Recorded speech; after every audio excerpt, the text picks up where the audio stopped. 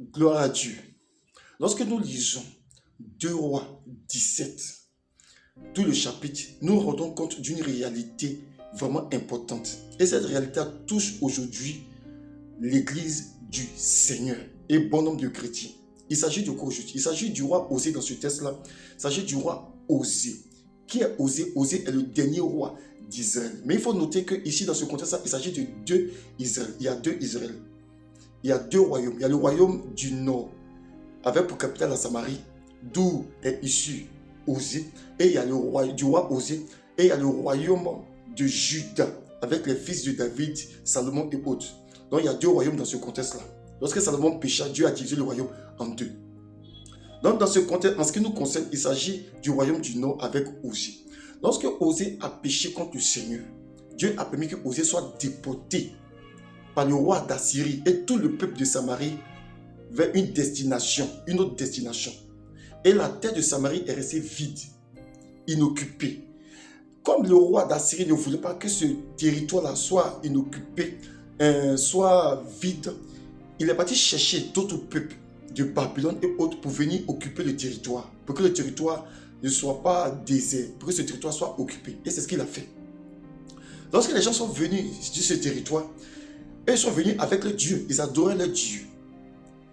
Puisque c'était un territoire d'Israël, Dieu, cela n'a pas plu à Dieu que ces personnes qui sont venues sur cette terre-là commencent à adorer d'autres dieux. Donc Dieu envoie des lions pour les détruire.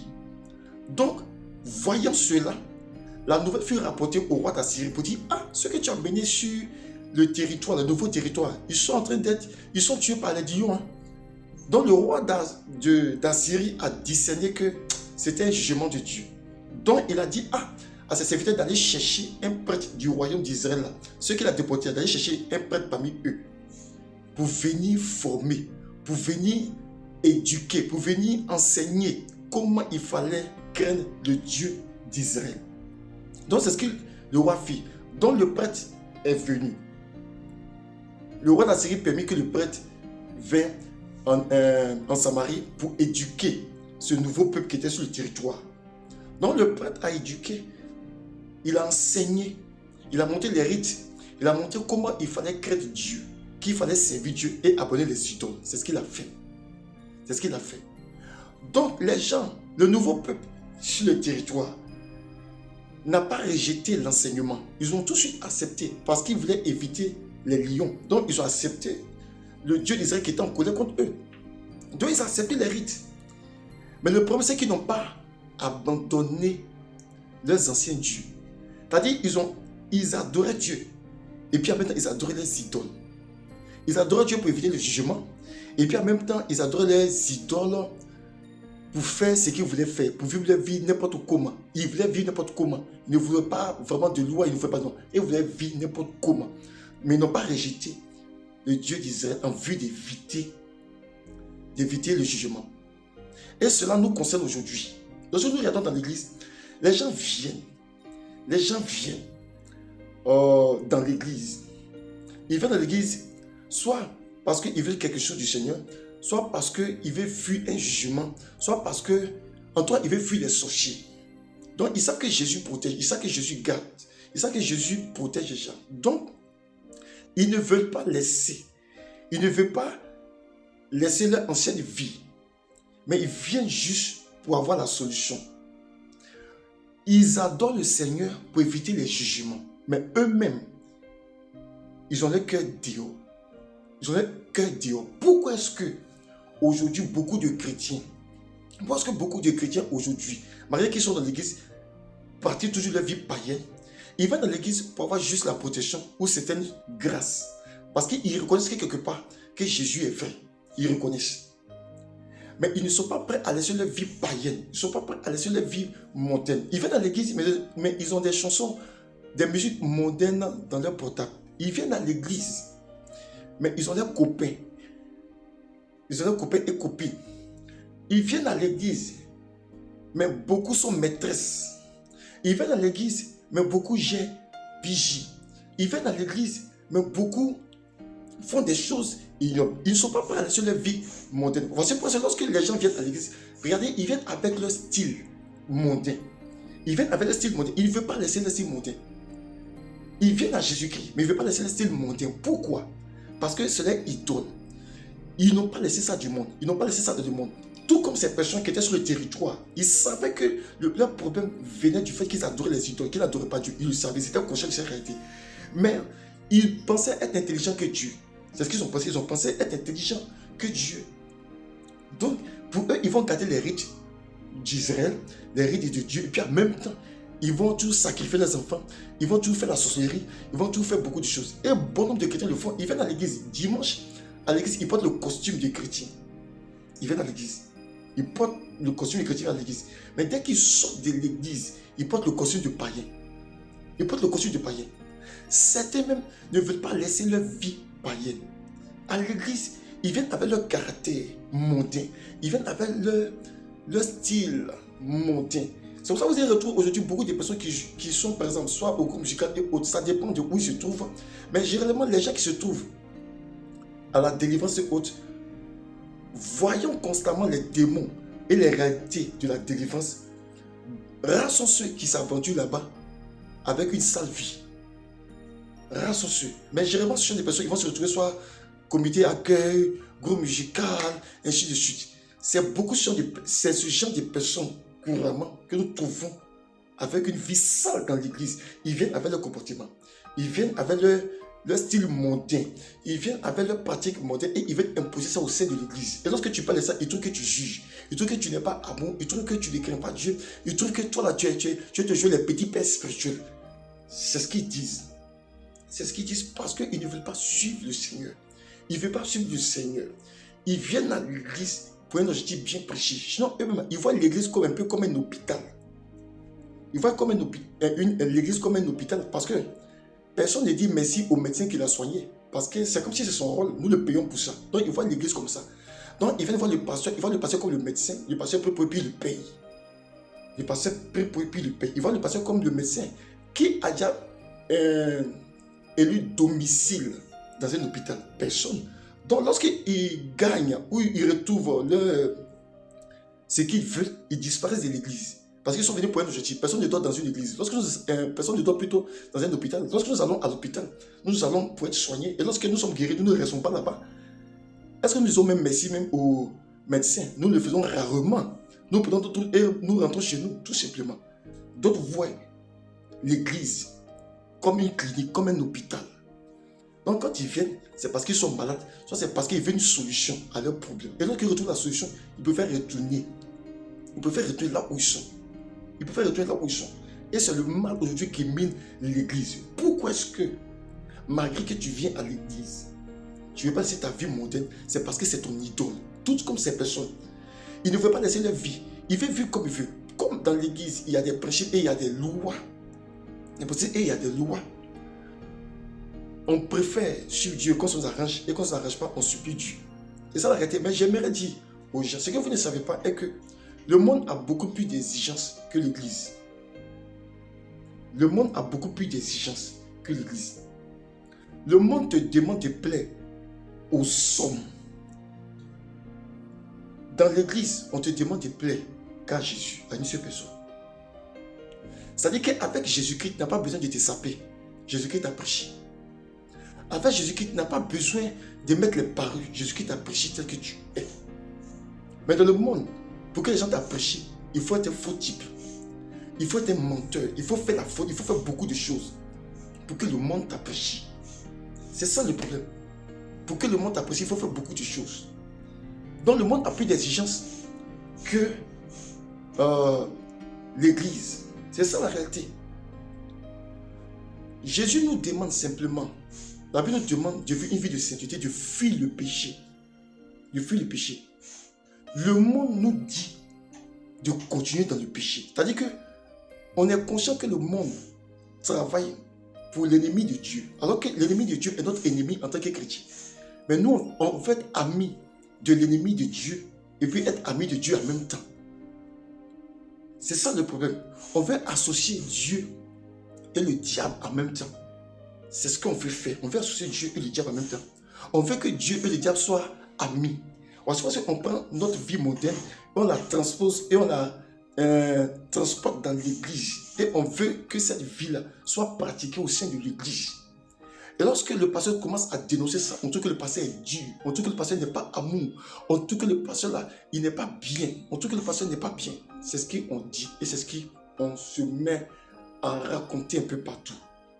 Nous voulons dire à tous ceux, à tous les chrétiens qui se réclament de Jésus-Christ, si tu es chrétien, tu ne peux pas prendre ta vie mondaine et la mener dans l'église. Si tu es chrétien, tu abandonnes ta vie mondaine. C'est-à-dire qu'il y a un passé. La Bible dit que toutes choses sont devenues nouvelles. Les choses anciennes sont passées. Toutes choses sont devenues nouvelles. Mais toi, tu es chrétien. Tu dis que tu es chrétien, que tu appartiens à Jésus-Christ. Mais tu es toujours impoli. C'est toi, tu as toujours ton ancien caractère. Dans le quartier, on te voit comme la palabreuse. Ou ce monsieur-là qui parle mal aux gens. Au service, on n'en parle même pas. C'est toi-même qui cours derrière les filles là. Pourtant, tu es dans l'église, tu es responsable. Pourtant, tu es dans l'église, tu es responsable. Mais c'est ton travail, tu fais la faute. Tu fais la faute, c'est comme c'est pas permis. Tu fais la faute comme c'est pas permis. La majorité des gens aujourd'hui là, lorsqu'ils vont soit dans la mission pour faire un papier, ils se sentent obligés de... Ils ne veulent pas suivre la procédure. Il veut ce qui est rapide. Et même les pasteurs rentrent dans ça. Moi, j'ai déjà vu, c'est pas que je parle de ça. Il veut ce qui est rapide. Il est pasteur, mais il a encore sa vie mondaine. Il faisait magouille avant. Il est devenu pasteur, il connaît de faire tous les magouilles. Et c'est lui qui enseigne les gens. Ici, il n'est pas question de tentation. Il est question d'une vie. Il n'est pas question de tentation, il est question d'une vie. Il est question d'une vie. Aujourd'hui, on transporte la vie mondaine, notre ancienne ville, on la transporte dans l'église. On la transporte dans l'église et c'est malheureux. C'est malheureux. Ces gens-là, je veux dire que le roi d'Assyrie est un peu comme le type le type de Dieu. Si je veux penser ainsi, je représente comme le type de Dieu. Pour régler la situation, envoie Jésus-Christ pour venir enseigner. D'où le prêtre, pour venir enseigner le peuple. Mais le peuple, malgré l'enseignement du prêtre qui représente Jésus-Christ, le peuple dit c'est vrai, nous on accepte ça, mais on préfère aussi adorer d'autres dieux.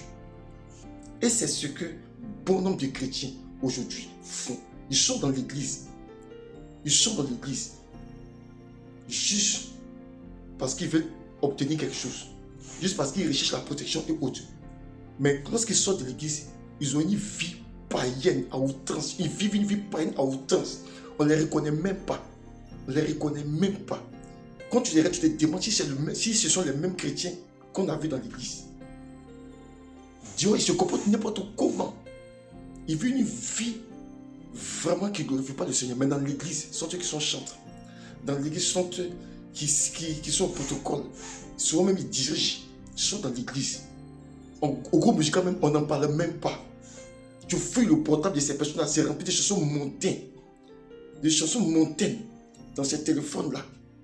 Tu regardes tes temps, mais ce sont elles qui prennent le micro pour chanter dans l'église. Elles distribuent les démons aux gens. Parce que tu tues ton inspiration où? Tes chants mondains. C'est ça. Tu vas regarder Rihanna, tu vas regarder et puis tu t'inspires de ça. Dimanche, tu viens porter l'adoration. Mais tu donnes quel esprit aux gens?